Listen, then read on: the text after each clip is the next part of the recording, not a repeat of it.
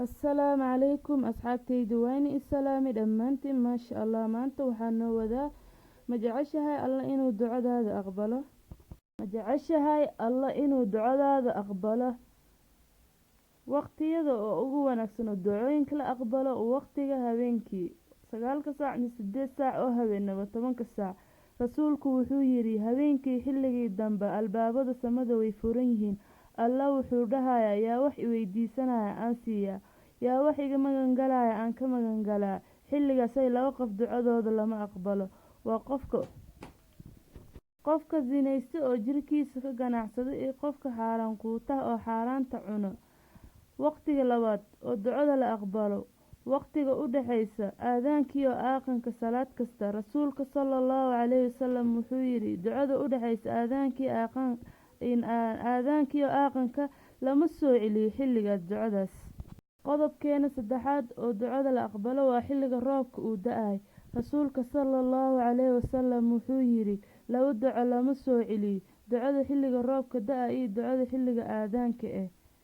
qodobka afaraad ducada waalidka rasuulka sallallahu calayhi wasallam wuxuu yiri saddex duco shaki kuma jiraan in la aqbalayo waayo ducada waalidka iyo ducada qofka sooman iyo ducada qofka musaafirka mise safarka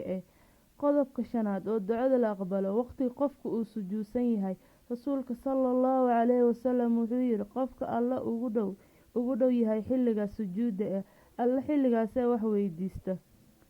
qodobkeena lixaad laylatul qadri habeenka 10 ugu dambeeya oo ramadaanka Aisha radiyallahu anhu rasuulka sallallahu calayhi wasallam waxay weydiisay hadii aan la kulmo laylatul qadri habeenkaasay maxaan dhahayaa rasuul allah wuxuu ugu jawaabay waxaa dhahdaa ilaahayow waxaad tahay mid cafin badan cafigana waad jeceshahay inaad iska cafisid ilaahay hanaga aqbalo maasha allah ducooyinkaas waxaan jeclahay asxaabtayda in aan idinkan ka faa'iidaan waqtiga uu roobka da'ahayo iyo waqtiga habeenkii oo oo saqda dhaxa 9 saac mise 10 saac mise 8 saac oo habeenimo inta alla u soo kacdid oo gacmaha kor ugu taagtid weydiisatid ilaahay wax kasta oo weydiista adoonkayga waqtigaas waan u ajiibaa waana ka aqbala ayuu leeyahay waxaan rajeynayaa in aad ka faa'iidi doontaan waxa waaye mid kale habeenka uu roobka da'ahayo duco kasta alla weydiisatid ilaahay wuu ka ajiibaa waana ka aqbalayaa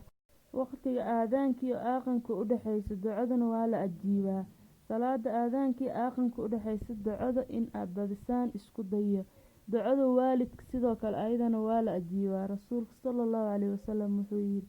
saddex duco shaki kuma jiro in la aqbalayo waayo ducada ugu horeysa waalidka ducada qofka sooman iyo ducada qofka musaafirka waqtiga uu qofka sujuudsan yahay rasuulku wuxuu yiri qofku wuxuu alla ugu dhow yahay xilliga sujuudaas yahay alla xilligaas weydiista duco kasta iyo habeenka oo laylatul qadri 10 ugu dambeeya ramadaanka Aisha radiyallahu anhu waxay weydiisay rasuulka sallallahu calayhi wasallam aan la kulmay habeenkii oo laylatul qadri wuxuu ugu jawaabay waxaa dhahdaa ilaahayow waxaad tahay mid cafin badan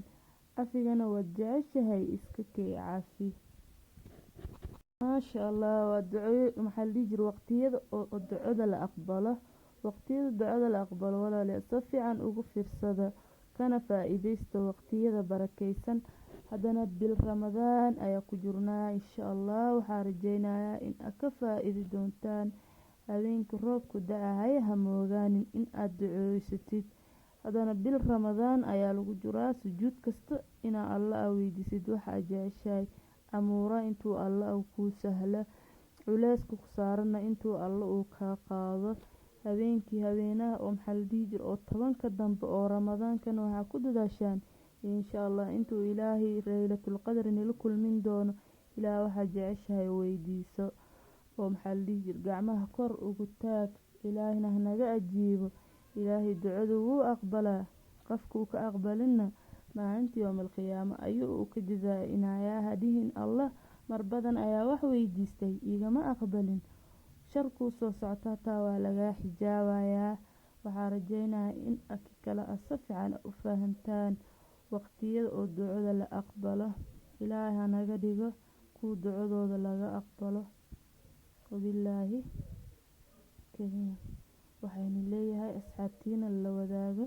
insha Allah. Hadaa horaan ila joogto subscribe oo ahayd like-tana nooga dadaal oo commentiga asxaabtiina la wadaaga like-tana noo saara. like-ta nagu saacido waxay naga saacideysaa in asxaab badan ay gaarto. maasha Allah waa ajir aad faafinaysid asxaabtiinana la sii wadaaga